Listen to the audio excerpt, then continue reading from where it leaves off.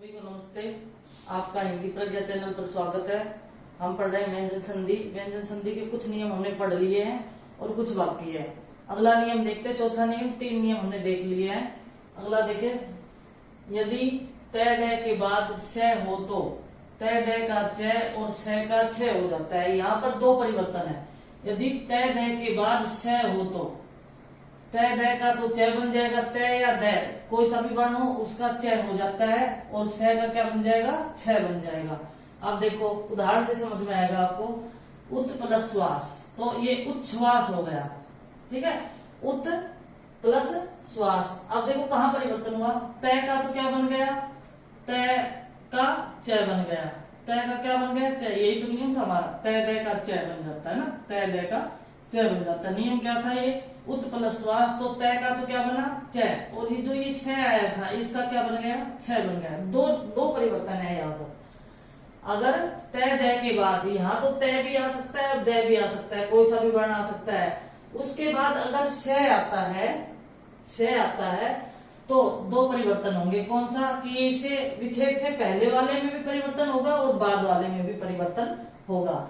तय का तो क्या बन गया, यहाँ पर च बन जाता है, तय और दय का च बन जाता है और स का छ बन जाता है। देखो स का छ बन जाता है, तो यहाँ पर स का छ बन गया, ये देखो। और तय का क्या बना, च बन गया। 2 परिवर्तन यहाँ पर हुए। दूसरा उदाहरण देखिए, सत छात्र, सत प्लस शास्त्र। जब इसका विग्रह करेंगे तो क्या करेंगे, सत प्लस शास्त्र। अब सत, यहाँ तय आ गया, तय के बाद वही स दे रखा है, तो कहाँ परिवर्तन होंगे, दोनों तरफ परिवर्तन होंगे, आगे भी और विग्रह के बाद भी। अब तय का क्या बन गया, च बन गया। हमारा नियम यही है कि तय दय के बाद अगर स आए तो तय दय का च बन जाता है और स का छ बन जाता है। तो यहाँ तो तय का तो क्या बन गया, च बन गया, और जो यहाँ से आया इसका छ बन गया। और क्योंकि शास्त्र आ की मात्रा है तो यहाँ भी आ की मात्रा लग गई। यहाँ पर अकेला ही था, आ की मात्रा नहीं थी, इसलिए यहाँ पर ये अकेला, ये आ की मात्रा नहीं है और यहाँ की मात्रा है। तो तय का क्या बना, च, और शा का क्या बन गया, छ बन गया, छा बन गया। समझ आए। अगला देखिए तीसरा नियम, उत प्लस श्रृंखल, तो उत्श्रंखल। अब उत प्लस, इसमें भी वही नियम आ गया कि तय दय के बाद अगर स आए तो देखो ये स है ना, ये स और र के योग से बना है, स प्लस र, इसके योग से बना है ये। आप सोचो कि ये स लिख रखा है तो ये बतानी है कि नहीं, नहीं ये स में ही आएगा क्योंकि ये इसके योग से बना है। तो उत्श्रंखल। अब तय के बाद स आ गया तो तय का तो च बन गया और स का क्या बन गया, श्रेय बन गया। इसमें री की मात्रा लगी हुई, यहाँ भी री की मात्रा लग गई।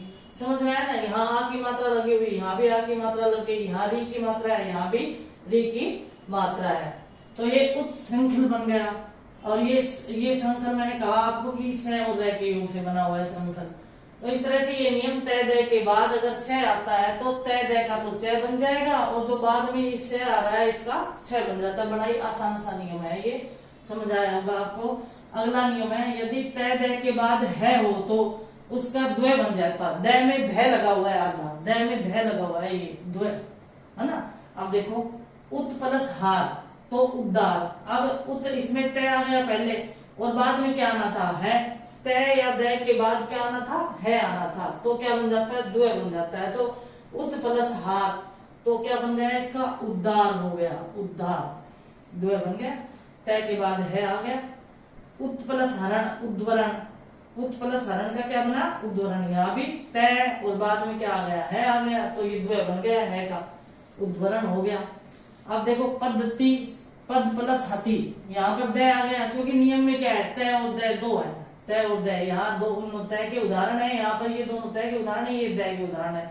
पद प्लस हति, यहाँ भी है बाद में आ गया, तो ये द्वय बन गया, पद्धति। इसी तरह से तद प्लस हित, तद्वित। तद्वित एक प्रत्यय भी होता है ना, तद्वित, यही नाम है, तद प्लस हित, तद्वित। इसका विग्रह भी ध्यान से देखो कि किस तरह से आएगा, तद प्लस हित से तद्वित बनता है, तो ये द्वय। ये आसान सा नियम है दोनों ही।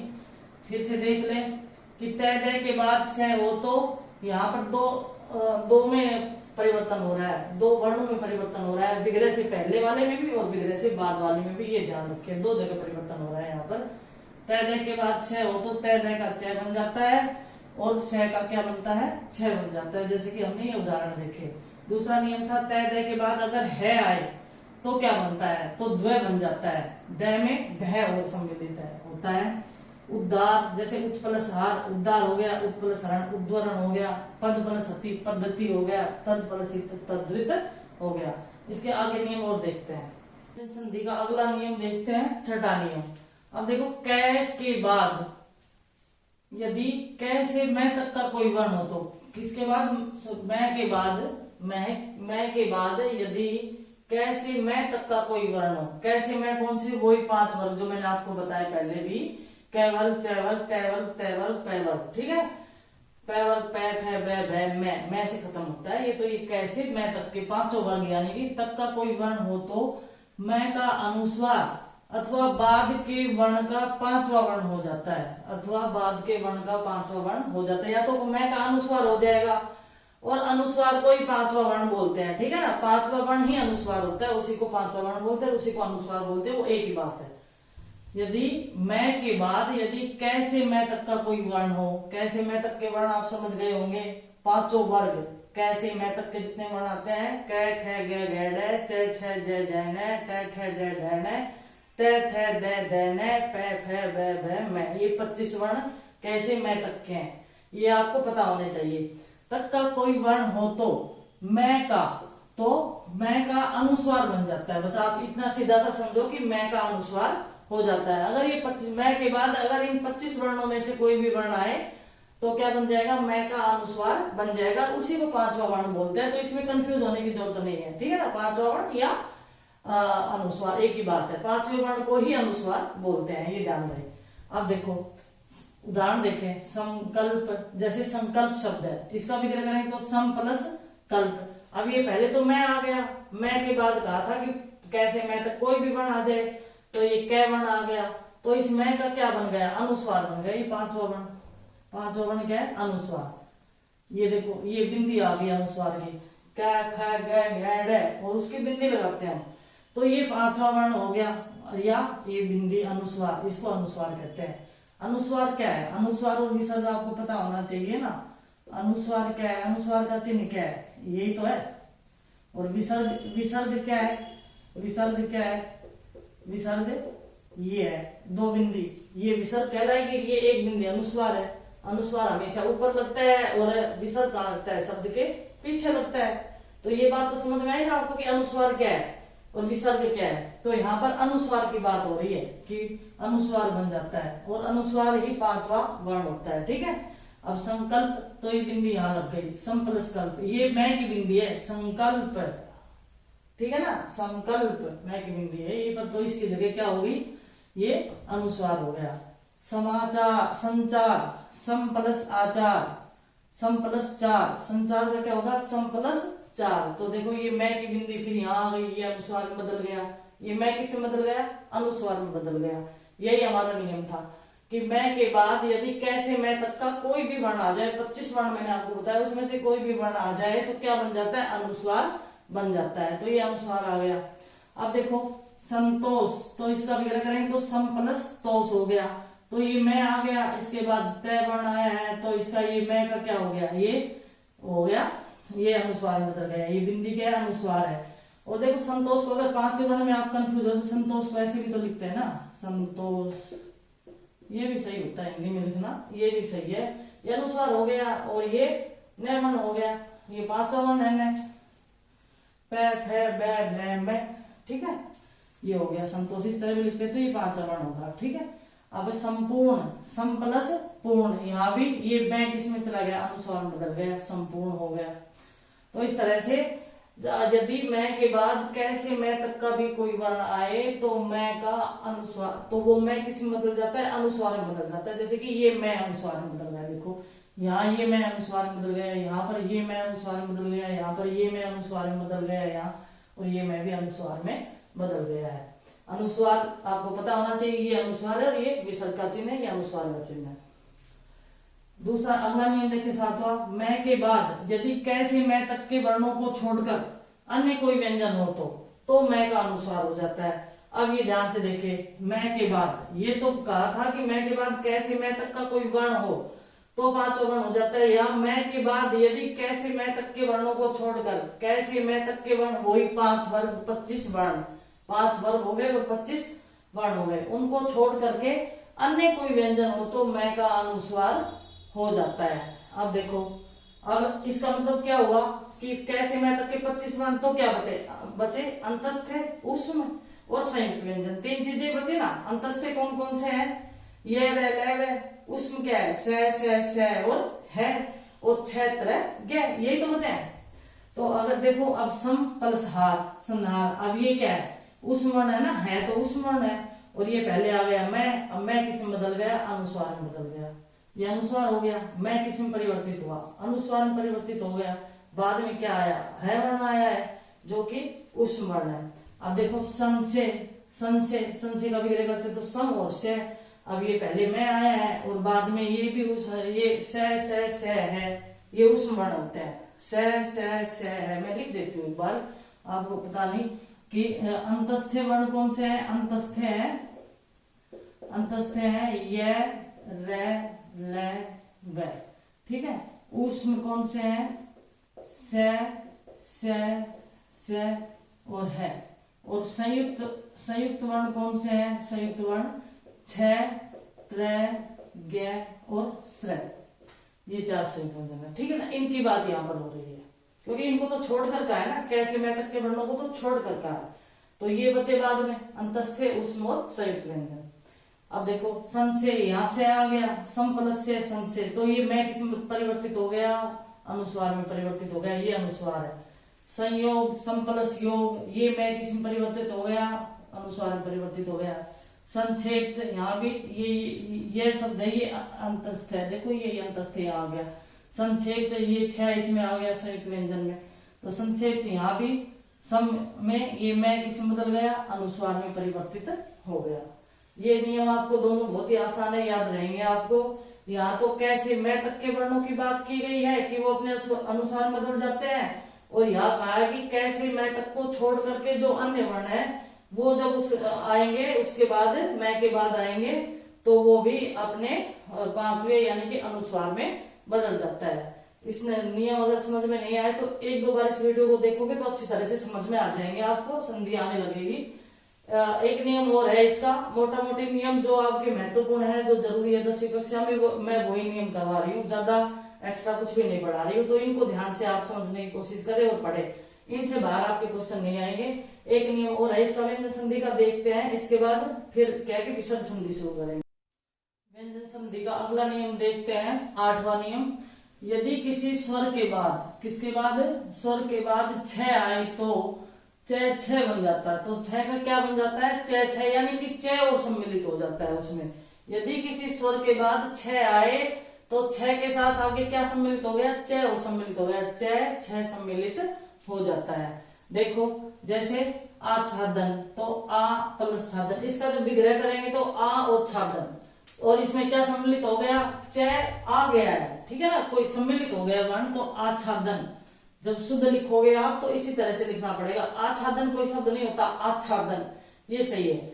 यहाँ पर आ के बाद यदि किसी स्वर के बाद बताया, ये स्वर आ क्या है, स्वर है, और उसके बाद 6 आ गया, तो इसके बीच में क्या वर्ण नया आ गया, आधा च, और 6 तो साथ में था ही, तो ये सम्मिलित हो जाता है। दूसरा उदाहरण देखो, अनुच्छेद, अनुच्छेद विग्रह लिखोगे तो ये अनु और छेद करेंगे, और जब इस शब्द को शुद्ध लिखेंगे तो अनुच्छेद आएगा, बीच में च आगत है, इसमें आया हुआ वर्ण है, आगत मतलब आया हुआ वर्ण, अनु प्लस छेद, और इसमें कोई देखो कोई परिवर्तन नहीं हुआ, बल्कि आया हुआ वर्ण है, यहाँ पर ये आए हुए वर्ण है, बीच में आगत वर्ण है, यहाँ पर अनुच्छेद इसका विग्रह हो गया और च इसमें सम्मिलित हो गया। इसी तरह से देखो परिच्छेद, परि और छेद इसका विग्रह करेंगे तो परिच्छेद, लेकिन जब शुद्ध लिखेंगे तो परिच्छेद, इसमें च आगत हो गया, च और छ आगत हो गया। 6 तो वैसे के वैसे यहाँ भी है, यहाँ भी है, इन सब में है, लेकिन बीच में आगत किसका हुआ है, इस च वर्ण का आगत हुआ है, तो परिच्छेद इसका विग्रह होगा, और लिखेंगे शुद्ध कैसे, परिच्छेद। इसमें भी ई है यानी कि स्वर है, और स्वर के बाद क्या है, 6 शब्द आया, छेद आया है, इसमें मातृ री आया है, इसमें मातृ प्लस छाया, तो मातृ छाया, यहाँ भी च आगत हो गया है। सीधा सा उदाहरण था, ये नियम था इसका। यदि किसी स्वर के बाद, यहाँ हर जगह स्वर ये री भी स्वर ही होता है, ए आ ई उ री, ए आई ओ औ, ये सारे स्वर है, तो इसमें ई स्वर है, यहाँ पर री है, यहाँ पर आ स्वर है, और यहाँ पर उ स्वर है, ठीक है ना। और इन सब स्वर के बाद अगर छ आ जाता है तो उसमें च वर्ण का आगत हो जाता है, यानी कि च वर्ण बीच में आ जाता है। अगला देखो, री, रे और श के बाद स्वर, किसके बाद, ये ध्यान से देखिए, री, रे और श के बाद स्वर और पांचों वर्ग के वर्ण। पांचों वर्ग के वर्ण कौन से, जो मैंने आपको बताया कैसे मैं तक के वर्ण, कई बार मैं बता चुकी हूँ, आपको याद हो गए। तो ये पांचों वर्ग के जितने भी वर्ण हैं वो सभी अनुस्वार य, व और है। यह व अंतस्थ है उसमें, अंतस्थ और उसमें, सारे नहीं है इसमें, यह व और है आए तो न का न बन जाता है। किसका, न का क्या बना, न हो जाता है। ये नियम याद रखना है। री, रे और स के बाद अगर कोई स्वर आए, अगर पांचों वर्गों के वर्ण में से कोई भी वर्ण आए, पांच जो वर्ग है उनमें से कोई भी वर्ण आ जाए, यानी कि 25 वर्ण है, उनमें से कोई भी आ जाए, या अनुस्वार आए या ये व और है आए, तो क्या हो जाता है, न का न बन जाता है। अब देखो, जैसे प्रमाण, इसका क्या करेंगे, प्रमाण। अब इसमें रे कहां पर है, ये प्र किससे बना है, प और रे से, प आधा रे पूरा है, ठीक है ना, प आधा और रे पूरा है, इससे प्र शब्द बना है। तो प्र और मान। अब प्रमाण का ये जो लास्ट में अंतिम में न है, इसमें परिवर्तन होता है, यहाँ पर बीच में परिवर्तन नहीं हो रहा है, ये ध्यान रखिए। यहाँ पर न का न बन गया है, यहाँ पर समझ में आया बात।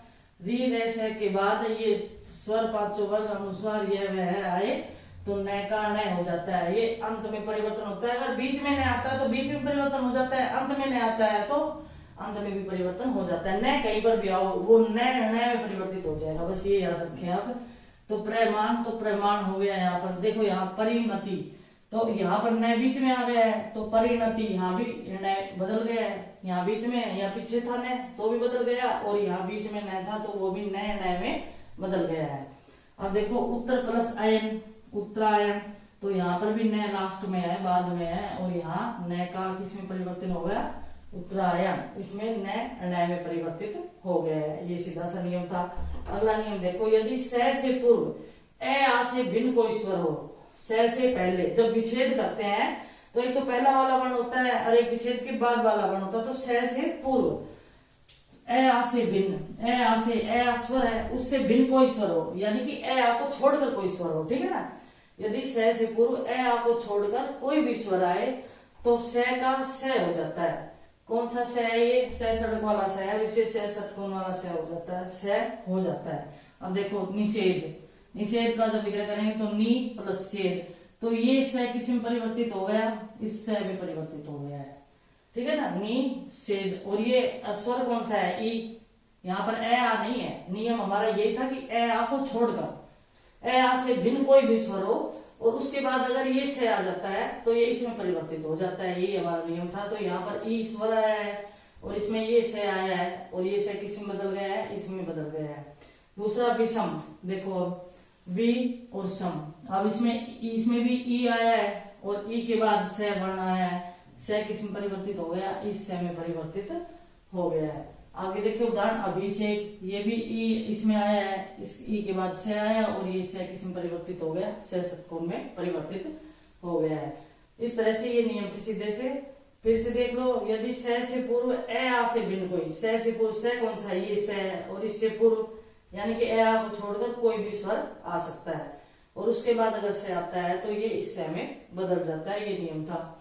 अब ये पहला नियम, इसमें च का च आगत वर्ण आ गया, इसमें परिवर्तन कुछ नहीं हुआ, च आगत वर्ण आ गया। यदि किसी स्वर के बाद छ आए तो च हो जाता है, ये सीधा सा नियम था।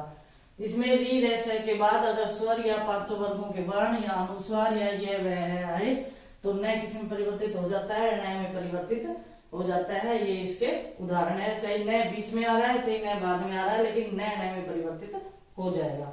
यदि से पूर्व ए आ से भिन्न कोई स्वर हो तो स का स हो जाता है, जैसे कि हमने ये उदाहरण देखे। इस तरह से हमारी व्यंजन संधि आज समाप्त होती है और कल हम विसर्ग संधि करेंगे अगली क्लास में। समझ में आई होगी, अगर नहीं आई हो तो आप इसको वीडियो को 2-3 बार आप देखेंगे तो आपको समझ में आ जाएगी, कोई भी क्वेश्चन गलत नहीं होगा। इससे पहले मैंने आपको स्वर संधि करवाई है अच्छे से, एक ट्रिक के माध्यम से भी, और वैसे भी हमने एक एक भेद को ध्यान से देखा है। तो ये सारा कंप्लीट होता है, अगली क्लास में हम विसर्ग संधि देखेंगे। धन्यवाद।